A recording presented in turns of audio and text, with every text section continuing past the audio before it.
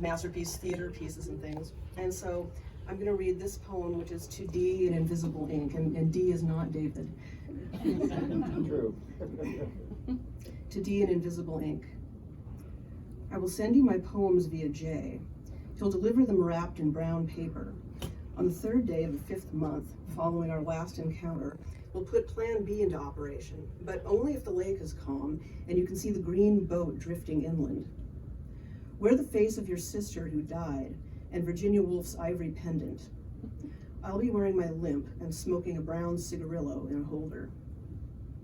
I'll be painted to resemble a woman. If there's a rose pinned to my collar, don't speak. It means I'm being followed.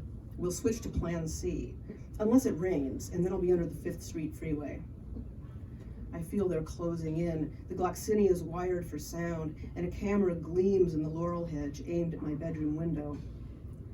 If J isn't there by 2, put Plan X into operation. The capsules are in the 3rd drawer of the desk on the mezzanine of the old town hall. Take the white one.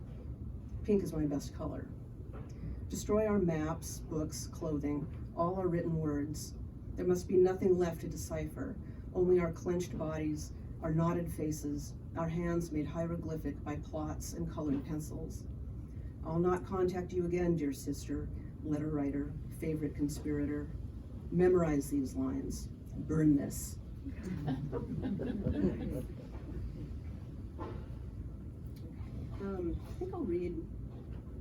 think I'll read this one.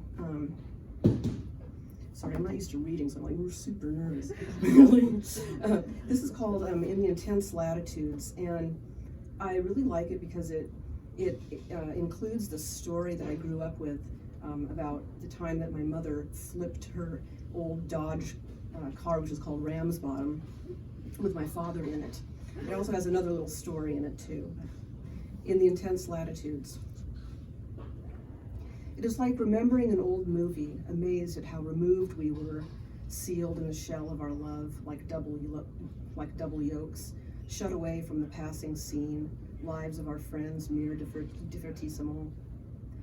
And the 10-mile drive from Ann Arbor in its sweltering ditch to Silver Lake, along country roads almost daily, summer upon summer, made tourists of us, like our ancestors stuffed into caddies, original spectators.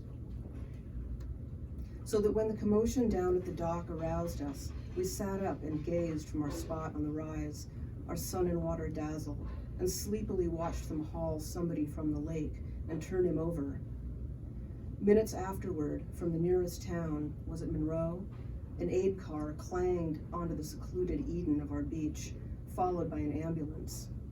We watched as little boats converged from around the lake, fish nibbling toward bait. It was a landscaped, a photographed life, onlookers hushed like a glaze, until they brought a stretcher down and lifted him, long legs dangling. Then a woman tore loose from the anonymous crowd and screamed and fought her friends. After the ambulance and the police pulled out, people and boats drifted away. Even the sun moved on, leaving its glare. It was 5 p.m., August, Michigan, heat at its most intense. Eventually, you and I went back into the water to cool off. I swam in even strokes, far out, away, away. 1, 2, breathe. 1, 2, breathe. Water like silk. 2. Whether it was 2 weeks later, or another month, or another summer altogether, I can't recall, when we skidded on the long gravel stretch I always hated on the way home from the lake, sun-dazed, relaxed in my ancient Dodge. I was trying to pass a farmer creeping along on his wide-bodied tractor when the car simply and silently began to slide. Far down the road, cars were coming.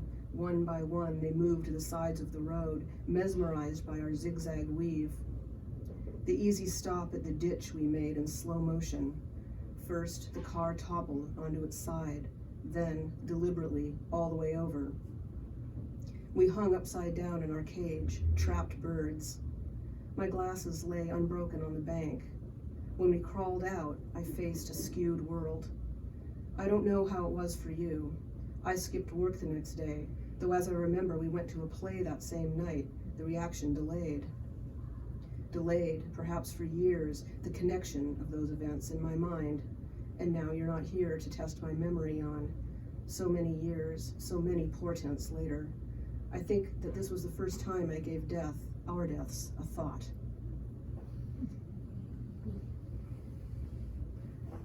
And the last one, do I have time, Jill?